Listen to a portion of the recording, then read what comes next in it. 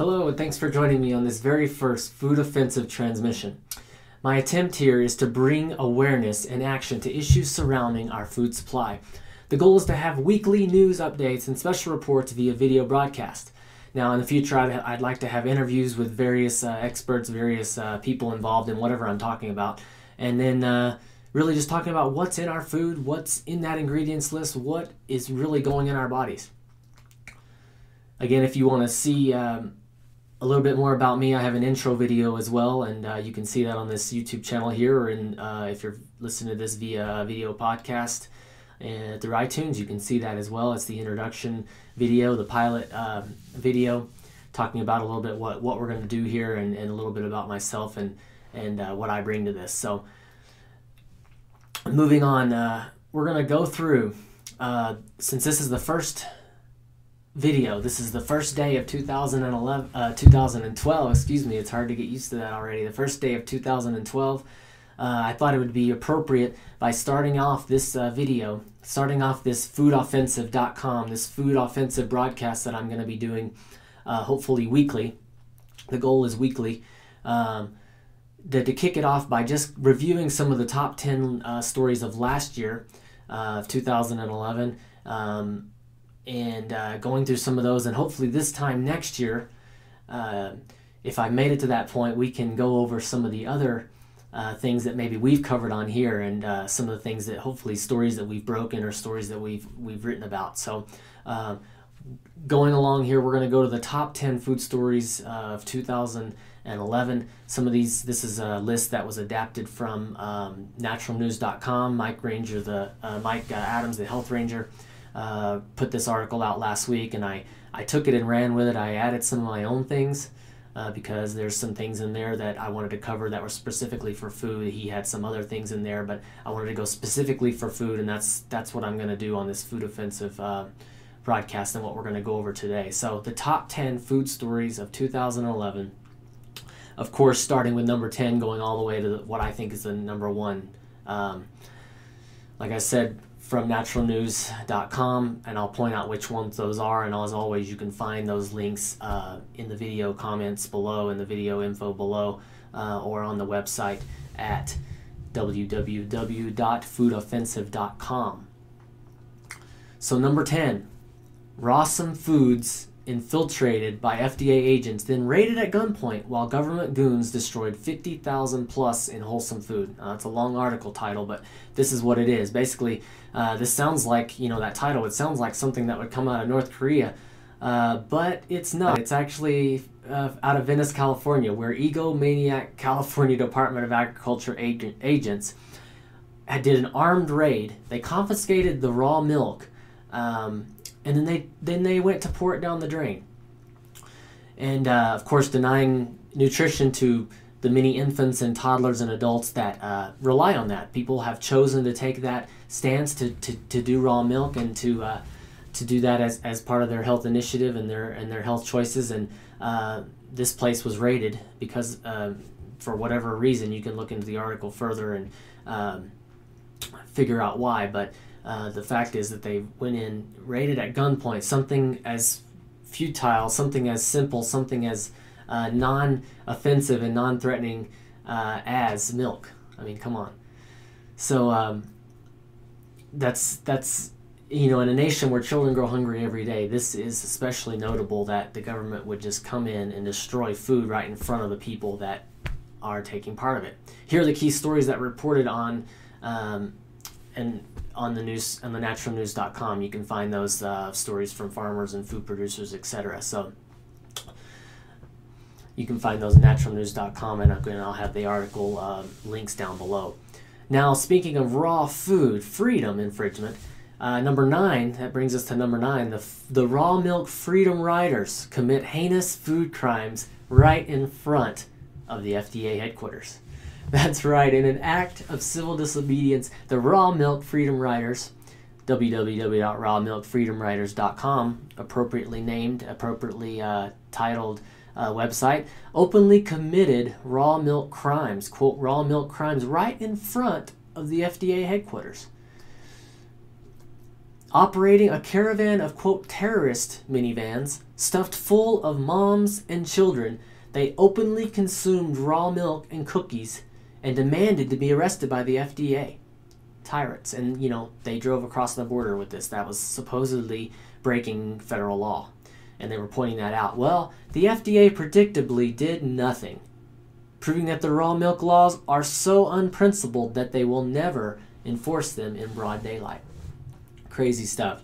And now number 8. Speaking of healthy eating, healthy parents eating, there were some vegan parents. This is number 8. Vegan parents in France have been charged with murdering their breastfed child. That's right, they could face up to 30 years because of this, and here's why. If you avoid toxic infant formula products and processed foods, you may be considered an enemy of the state. Only criminal parents dare to raise their children on wholesome, nutritious, raw breast milk and unrefined plant-based food sources. Didn't you know that? Absolutely. Vegans must be terrorists too. You know that. And this business is about performing an autopsy to determine if the baby was deficient in important nutrients.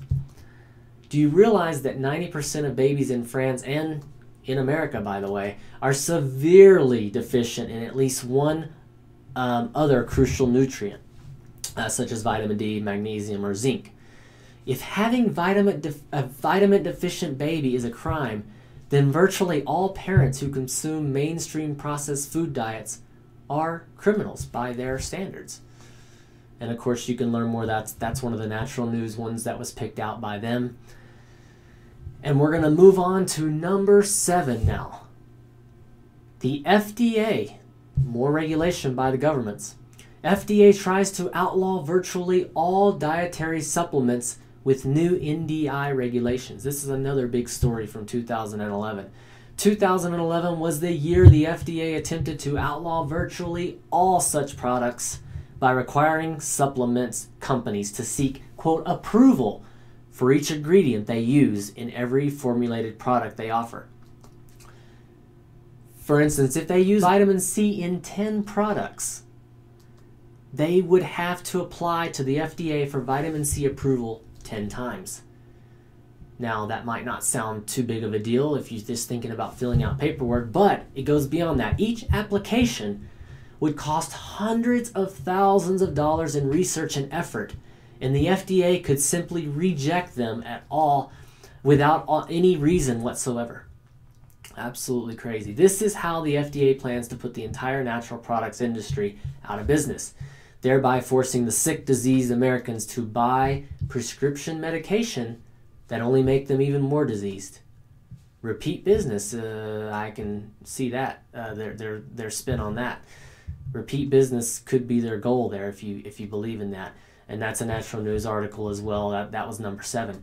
Now moving on to number 6, Monsanto's GMO corn linked to organ failure, a study reveals. Now this was a 2010 story by Natural News, but in 2011 it really picked up some steam. It was picked up by the Huffington Post and sort of resurrected in a way.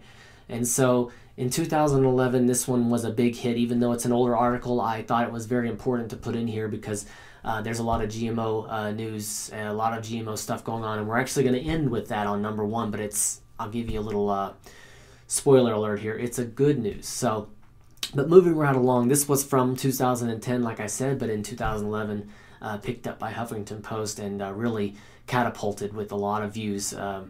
But this is it. In a study released by the International Journal of Biological Sciences, analyzing the effects of genetically modified foods on mammalia in health, researchers found that agricultural giant Monsanto's GMO corn is linked to organ damage in rats.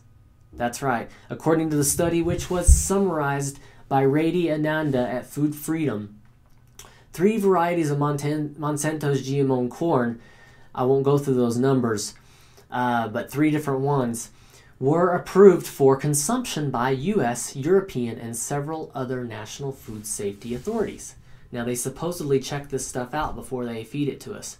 Monsanto gathered its own crude statistical data after conducting a 90-day study, even though chronic problems can rarely be found after 90 days. you know, they test it for 90 days. What's that really going to show in the long run? But it showed that the corn was safe for consumption. That's their studies showed that. The stamp of approval may have been premature, however, because in the conclusion of the IJBS study, researchers wrote this: effects were mostly concentrated in kidney and liver function, the two major diet detoxification organs, but in detail differed with each other with each GMO type. Now, in the conclusion of the IJBS study, researchers wrote this: effects were mostly concentrated in kidney and liver function, the two major diet detoxification organs, but in detail different with each GM type, each genetically modified type. In addition, some effects on heart, adrenal, spleen, and blood cells were also frequently noted. As there normally exist sex differences in liver and kidney metabolism, the highly statistical significant disturbances in the function of these organs seen between male and female rats cannot be dismissed as biological insignificant as has been proposed by others. We therefore conclude that our data strongly suggests that these GM maize varieties induce a state of hepatorenal toxicity. These substances have never before seen an integral part of the human or animal diet, and therefore their health consequences for those who consume them, especially over long time periods, are currently unknown. And that's a quote by the IJBS, and that was number 6. We're going to get to more GMO things here later. This is going into number 5 here. The feds knew, this is the title of number 5's article, the feds knew 50 years of fracking-induced earthquakes. This is Washington's blog. They posted some info last August confirming that the U.S. federal government has long known of the link between fracking and earthquakes, as well as the link between deep well fluids contaminating shallow drinking wells. Now, at a recent oil and gas conference, frackers urged colleagues to engage in psyops to con Americans into accepting carcinogenic drinking water and earthquakes as the price to pay for oil and gas. The Oil and Gas Accountability Project taped the speakers and turned it over to CNBC, which posted the audio, and that's on the CNBC website. The audio is linked below this video, and you can catch it on our website, foodoffensive.com. And I listened to that audio. They actually say some of those things. Number 4 in the top 10 2011 stories, food stories. Now this one is number 4. Collecting rainwater is now illegal in many U.S. states. That's right. Although Natural News first published the story, this is another story published in 2010. It experienced a resurgence of popularity in 2011, achieving more than 100,000 Facebook shares as it went viral across the net. So I thought this was important to include this. So what was this story all about? Well, how states Utah, Colorado, Washington have taken steps to criminalize rainwater collection and thereby force citizens to rely on government-provided water sources, which they quote, by the way, are intentionally contaminated with chlorine, fluoride, and other chemicals. And, you know, just to poison the people a little more. And I put my little caveat in there. You know, you may say there's reasons for them regulating catching rainwater and things like that. I understand some of those reasons, but it begs to ask the question, and this is what I'm wondering: what's next?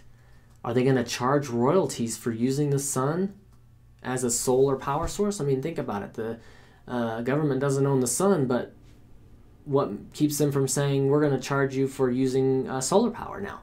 So we really have to keep an eye on these things, and water's, of course, very important. As chefs or at-home cooks know that you can't cook much without water. You need water for whether it's washing your hands or for cleaning or for actually cooking the food, and it's very important. The water we use for actually cooking the food is very important. So, but that's number 4.